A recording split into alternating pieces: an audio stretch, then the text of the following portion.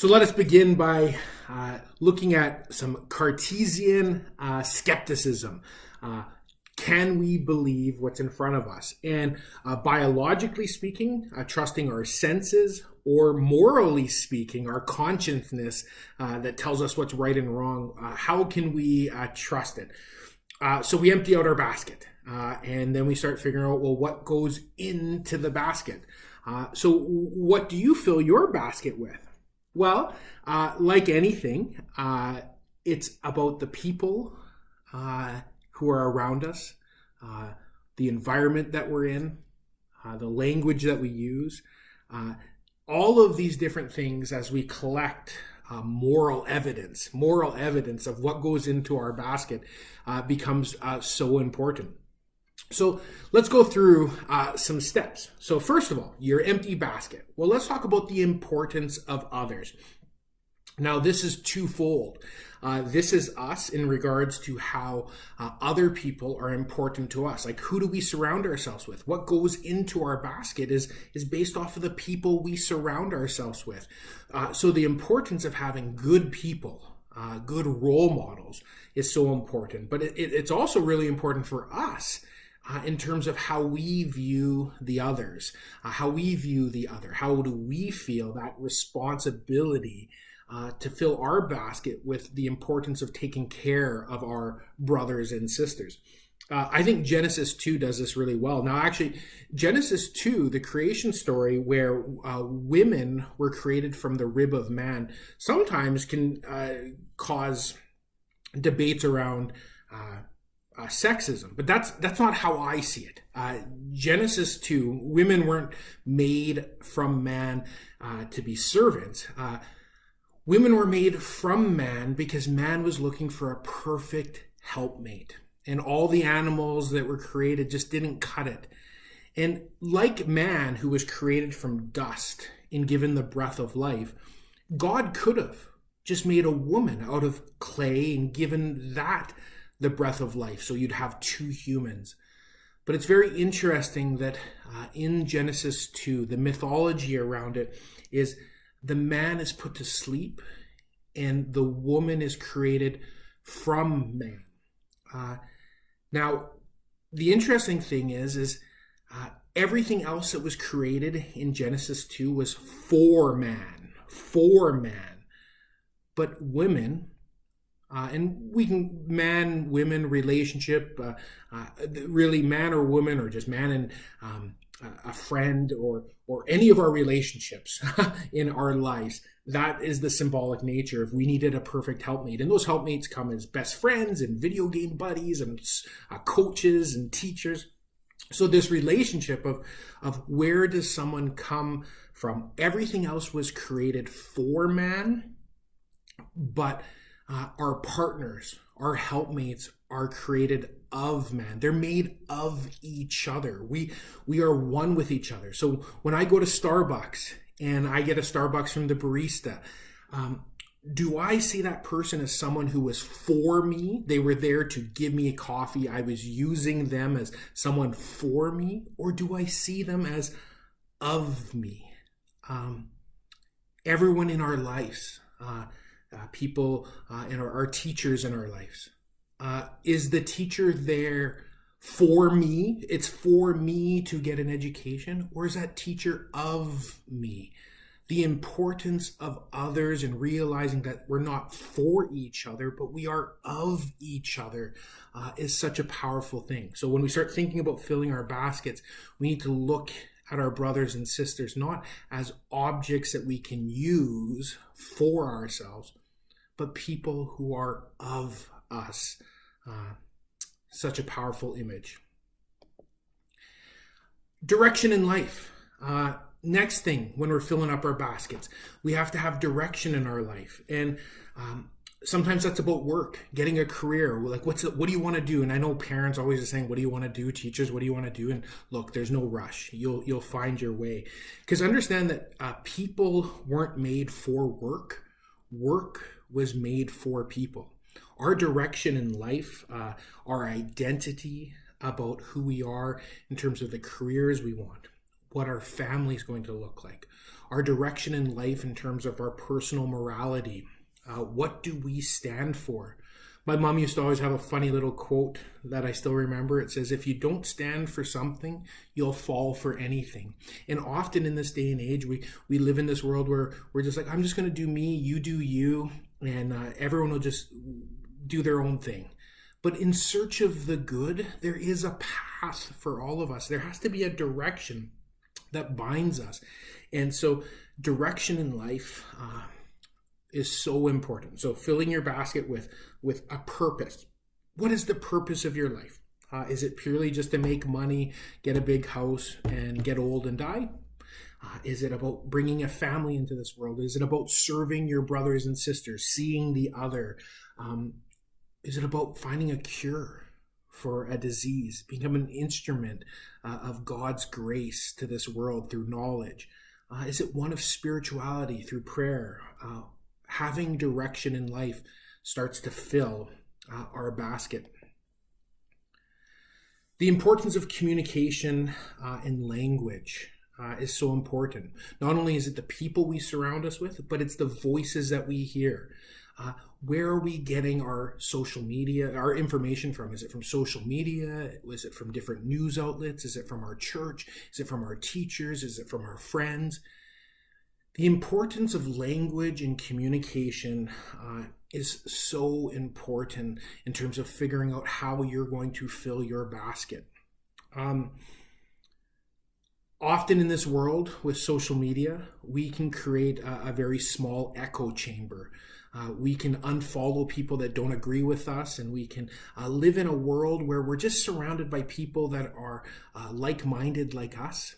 And that echo chamber just reinforces our thoughts and beliefs. But the importance of being able to go into dialogue and have communication and good language is so important.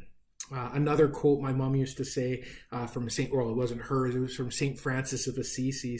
It says, wherever you go and whatever you do, preach the gospel. If necessary, use words. So not only the way we talk and the way we express ourselves, but the way our actions are lived out. You can talk the talk, but you got to walk the walk as well.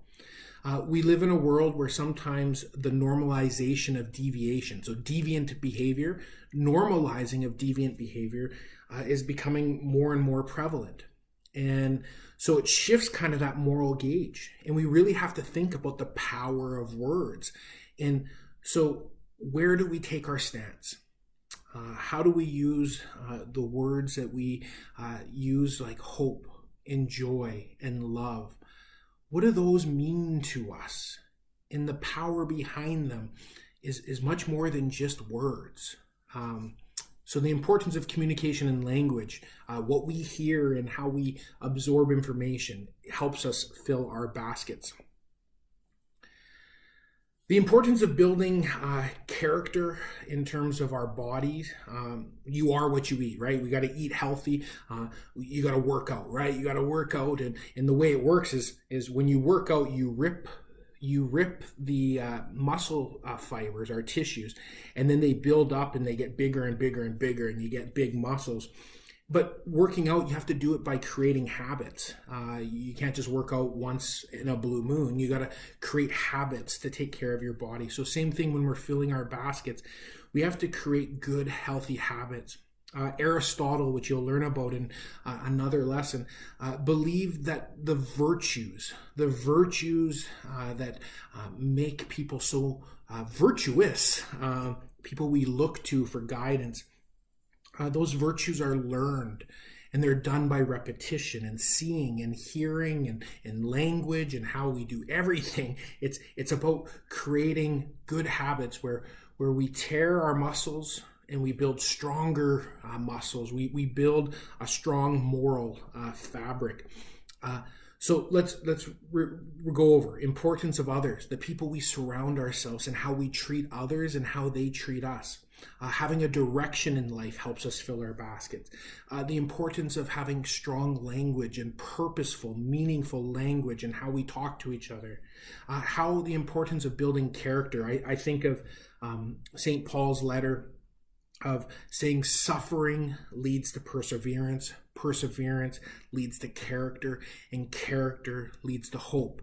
So when we talk about hope in this world and love in this world, it's more than just words. It's how we build our character in who we are. The importance of building that character. Suffering leads to perseverance, perseverance to character, character to hope. It's so important to build that strong moral fabric. Now, where does all this come from? Well, a lot of it comes from the importance of having a well-formed conscience. Our Catechism of the Catholic Church has a beautiful way of putting what the conscience is. Deep within his conscience, man discovers a law which he has not laid upon himself, but which he must obey. Its voice ever calling him to love and to do what is good and to avoid evil, sounds in his heart at the right moment. For man has in his heart a law inscribed by God. His conscience is man's most secret core and sanctuary. There he is alone with God, whose voice echoes in his depth. It's so important for us to honor the conscience, the law inscribed by God in our heart. But it doesn't just come naturally always. We know that conscience has a capacity. We know conscience has a capacity to know and to do good and to avoid evil. So first of all, acknowledging that we have a conscience that's fundamental to us, unique to us as humans, that we can choose good and evil. But then having conscience as a process, knowing how to perceive accurately and to think correctly. This is where moral disagreements happen, and it's okay, you guys. This process of discerning our conscience, informing our conscience, has to happen with disagreements and with error at times. But that conscience is formed and constantly examined. It's something unique to us, that through the people we hang out with the language that we hear, through the direction in our life, through character of virtuous human beings, our conscience starts to get formed as a process. And then eventually our conscience comes to one of judgment. It becomes a concrete judgment and decision of what I must do in a situation based on my personal perception and grasp of values. The decision is not simply about this or that object of choice, but it's about being this or that sort of person. It's about being that virtuous person. So conscience is a capacity. We have to acknowledge it. Then we have to treat it as a process. And there's going to be mistakes made. As we fill our baskets, we have to be open to continue to search for the good. It's not just going to come to us like that. And we'll make mistakes. But as we go through the process of having our formed conscience, we can start to have judgments about our values and our beliefs. And this is so important. In the development of one's conscience is really important. In fact, St. Thomas Aquinas talked about how a well-formed conscience belongs to the man, but it morally calls him to follow his conscience. Because if you don't follow your conscience, that's, in St. Thomas Aquinas' words, is an act of sin. And how important is it then when we think of the powers of evil and darkness in our life, of sin, that to go against our conscience is sin? So how important is it to form and develop that conscience by making sure our basket is filled with what's going to give us that path to the good? And so here's a clipping of some, not from St. Thomas Aquinas himself, but of another theologist analyzing St. Thomas Aquinas. You can see at the top there, Thomas Aquinas, the correct judgment of a rightly formed conscience binds absolutely, without qualification, and in all circumstances. He goes on, though, the theologist, to say, difficulties arise, however, when it comes to the binding nature of a mistaken judgment of conscience. Aquinas argues that a mistaken judgment of conscience is still binding, but only conditionally and in a qualified sense. Finally, to act against your judgment would entail sin. But for Aquinas, a mistaken judgment of conscience does not obligate in every event and circumstance. The reason for this is that with further information through moral science, you may change. Guys, we're not asked to be perfect. We're not asked to be perfect. We are asked to develop our conscience, fill our basket up. And maybe sometimes it's good to just dump our basket out. And once again, through the importance of others, direction in life, our language that we use, the character that we build, the virtues that we obtain, the importance of developing our conscience becomes our inner sanctity. It becomes who we are as a person. And so to put it away just so haphazardly is not right. And it's not something that we're just told. You don't just take it and say, hey, this person told me this is bad, this is bad, this is bad. You, with moral science, have to develop your conscience. And that's why it becomes so important. Because deep down, amongst everything, that conscience is our inner sanctuary and our imprint, our relationship with God, which through reason and logic, through lived experience, that is maybe one of the strongest things you'll find in your own path for the search for the good.